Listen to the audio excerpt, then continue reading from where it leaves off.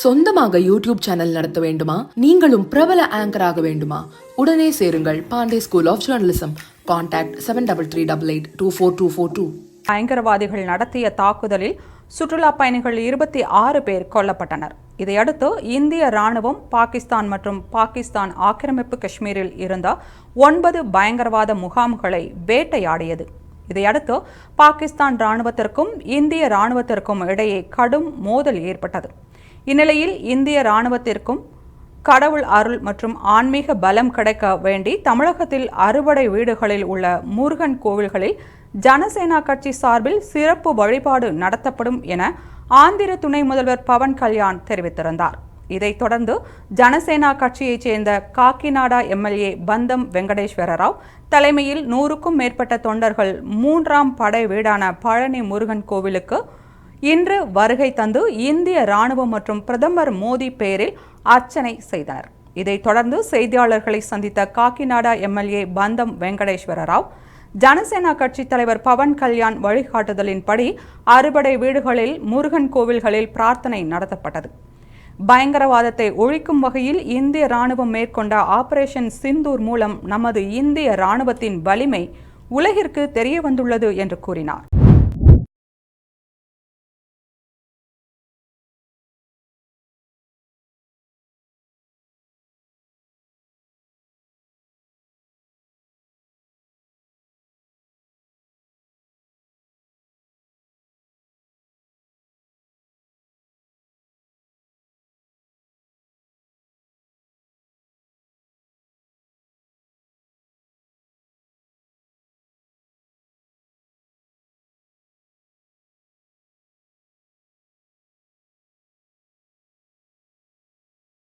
ஒரு மகிழ்ச்சியான செய்தி.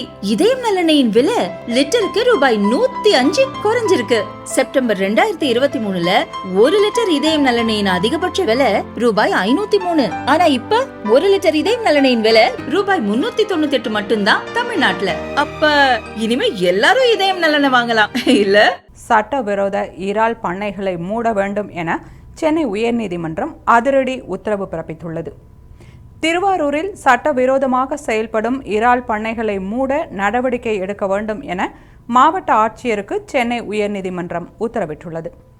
திருவாரூர் மாவட்டம் முத்துப்பேட்டை தாலுகாவுக்கு உட்பட்ட தில்லை விளாகம், உதய மார்த்தாண்டபுரம், தொண்டியக்காடு போன்ற கிராமங்கள் மற்றும் விவசாய நிலங்களில் உள்ள இறால் பண்ணைகளை அகற்றக்கோரி தில்லை விளாகம் கிராம பஞ்சாயத்து தலைவர் யோகநாதன் என்பவர் சென்னை உயர்நீதிமன்றத்தில் வழக்கு தாக்கல் செய்திருந்தார். இறால் வளர்ப்புக்கு பயன்படுத்தப்படும் ரசாயனங்களால் கிராமங்களில் உள்ள நீர்நிலைகள் பாதிக்கப்படுகிறது. உலக பிரசித்தி பெற்ற உதய மார்த்தாண்டபுரம் பறவைகள் சரணாலயத்திற்கு வரும் பறவைகளுக்கும் பாதிப்பை ஏற்படுத்துகிறது என்று யோகநாதன் தனது மனுவில் தெரிவித்திருந்தார்.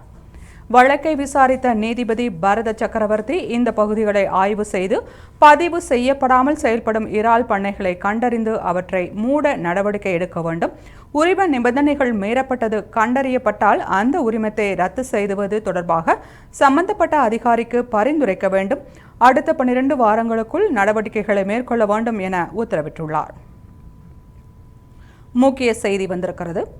சட்டவிரோதமாக இறால் பண்ணைகளை மூட வேண்டும் என சென்னை உயர்நீதிமன்றம் அதிரடி உத்தரவு பிறப்பித்துள்ளது. திருவாரூரில் சட்டவிரோதமாக செயல்படும் இறால் பண்ணைகளை மூட நடவடிக்கை எடுக்க வேண்டும் என மாவட்ட ஆட்சியருக்கு சென்னை உயர்நீதிமன்றம் உத்தரவிட்டுள்ளது. திருவாரூர் மாவட்டம் முத்துப்பேட்டை தாலுகாவுக்கு உட்பட்ட தில்லை விளாகம், உதய மார்த்தாண்டபுரம், தொண்டியக்காடு போன்ற கிராமங்கள் மற்றும் விவசாய நிலங்களில் உள்ள இறால் பண்ணைகளை அகற்றக்கோரி தில்லை விளாகம் கிராம பஞ்சாயத்து தலைவர் யோகநாதன் என்பவர் சென்னை உயர்நீதிமன்றத்தில் வழக்கு தாக்கல் செய்திருந்தார். இறால் வளர்ப்பிற்கு பயன்படுத்தப்படும் ரசாயனங்களால் கிராமங்களில் உள்ள நீர்நிலைகள் பாதிக்கப்படுகிறது. உலக பிரசித்தி பெற்ற உதய மார்த்தாண்டபுரம் பறவைகள் சரணாலயத்திற்கு வரும் பறவைகளுக்கும் பாதிப்பை ஏற்படுத்துகிறது என்று யோகநாதன் தனது மனுவில் தெரிவித்திருந்தார். வழக்கை விசாரித்த நீதிபதி பரத சக்கரவர்த்தி இந்த பகுதிகளை ஆய்வு செய்து பதிவு செய்யப்படாமல் செயல்படும் இறால் பண்ணைகளை கண்டறிந்து அவற்றை மூட நடவடிக்கை எடுக்க வேண்டும். உரிம நிபந்தனைகள் மீறப்பட்டது கண்டறியப்பட்டால் அந்த உரிமத்தை ரத்து செய்வது தொடர்பாக சம்பந்தப்பட்ட அதிகாரிக்கு பரிந்துரைக்க வேண்டும். அடுத்த 12 வாரங்களுக்குள் நடவடிக்கைகளை மேற்கொள்ள வேண்டும் என உத்தரவிட்டுள்ளார்.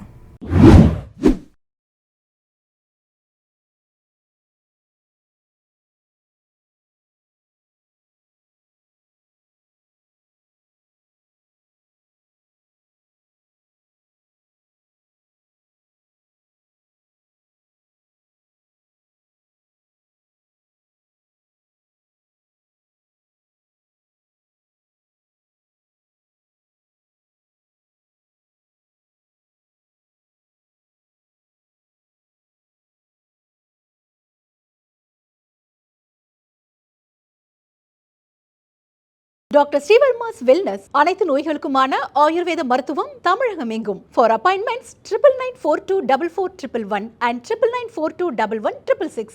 சுவாச குழாய் அழற்சி மற்றும் கண்புரை அறுவை சிகிச்சை செய்த 95 வயது மூதாட்டிக்கு மருத்துவ செலவு தொகையான 1,43,243 ரூபாயை 2 வாரங்களில் வழங்க காப்பீட்டு நிறுவனத்திற்கு சென்னை உயர்நீதிமன்றம் உத்தரவிட்டுள்ளது. சென்னை ஆழ்வார்பேட்டை பகுதியைச் சேர்ந்த 95 வயது மூதாட்டி தனியார் மருத்துவமனையில் செய்து கொண்ட சிகிச்சைகளுக்கு ஏற்பட்ட செலவான 1,43,243 ரூபாயை வழங்கக் கோரி 2024ஆம் ஆண்டில் கமலாம்பாள் அளித்த விண்ணப்பத்தை யுனைடெட் இந்தியா காப்பீட்டு நிறுவனம் நிராகரித்தது. இதையடுத்து காப்பீட்டு நிறுவனத்தின் நடவடிக்கையால் பொருளாதார ரீதியாக பாதிக்கப்பட்ட தனக்கு 5 லட்சம் ரூபாய் இழப்பீடு வழங்க உத்தரவிடக் கோரி சென்னை உயர்நீதிமன்றத்தில் கமலாம்பாள் வழக்கு தொடர்ந்தார். மனுதாரர் தரப்பில் ஆஜரான வழக்கறிஞர் சூரிய பிரகாசம் விண்ணப்பித்ததும் தாமதமாக விண்ணப்பித்ததாகவும் கூறி கமலாம்பாளின் விண்ணப்பத்தை யுனைடெட் இந்தியா காப்பீட்டு நிறுவனம் நிராகரித்து விட்டதை சென்னை உயர்நீதிமன்றத்தில் தெரிவித்தார். வாதத்தை ஏற்றுக்கொண்ட நீதிபதி மனுதாரர் கமலாம்பாள் அளித்த விண்ணப்பத்தை உரிய காலத்தில் காப்பீட்டு நிறுவனத்துக்கு அனுப்பாத ஓய்வூதிய அதிகாரியின் தவறுக்கு மனுதாரர் பொறுப்பாக முடியாது என கூறி மருத்துவ செலவு தொகையான 1,43,243 ரூபாயை 2 வாரங்களில் வழங்க வேண்டும் என காப்பீட்டு நிறுவனத்திற்கு உத்தரவிட்டுள்ளார். சுவாச குழாய் அழற்சி மற்றும் கண்புரை அறுவை சிகிச்சை செய்த 95 வயது மூதாட்டிக்கு மருத்துவ செலவு தொகையான 1,43,243 ரூபாயை 2 வாரங்களில் வழங்க காப்பீட்டு நிறுவனத்திற்கு சென்னை உயர்நீதிமன்றம் உத்தரவிட்டுள்ளது. சென்னை ஆழ்வார்பேட்டை பகுதியைச் சேர்ந்த 95 வயது மூதாட்டி தனது மருத்துவமனையில் செய்து கொண்ட சிகிச்சைக்கு ஏற்பட்ட செலவான 1,43,243 ரூபாயை வழங்கக் கோரி 2024ஆம் ஆண்டில் கமலாம்பாள் அளித்த விண்ணப்பத்தை யுனைடெட் இந்தியா காப்பீட்டு நிறுவனம் நிராகரித்தது. இதையடுத்து காப்பீட்டு நிறுவனத்தின் நடவடிக்கையால் பொருளாதார ரீதியாக பாதிக்கப்பட்ட தனக்கு 5 லட்சம் ரூபாய் இழப்பீடு வழங்க உத்தரவிடக் கோரி சென்னை உயர்நீதிமன்றத்தில் கமலாம்பாள் வழக்கு தொடர்ந்தார். மனுதாரர் தரப்பில் ஆஜரான வழக்கறிஞர் சூரிய பிரகாசம் குறித்த காலத்தில் விண்ணப்பித்ததும் தாமதமாக விண்ணப்பித்ததாக கூறி கமலாம்பாளின் விண்ணப்பத்தை யுனைடெட் இந்தியா காப்பீட்டு நிறுவனம் நிராகரித்து விட்டதாக சென்னை உயர்நீதிமன்றத்தில் தெரிவித்தார். வாதத்தை ஏற்றுக்கொண்ட நீதிபதி மனுதாரர் கமலாம்பாள் அளித்த விண்ணப்பத்தை உரிய காலத்தில் காப்பீட்டு நிறுவனத்திற்கு அனுப்பாத ஓய்வூதிய அதிகாரியின் தவறுக்கு மனுதாரர் பொறுப்பாக முடியாது என கூறி மருத்துவ செலவு தொகை 1,43,243 ரூபாயை 2 வாரங்களில் வழங்க வேண்டும் என காப்பீட்டு நிறுவனத்திற்கு உத்தரவிட்டுள்ளார்.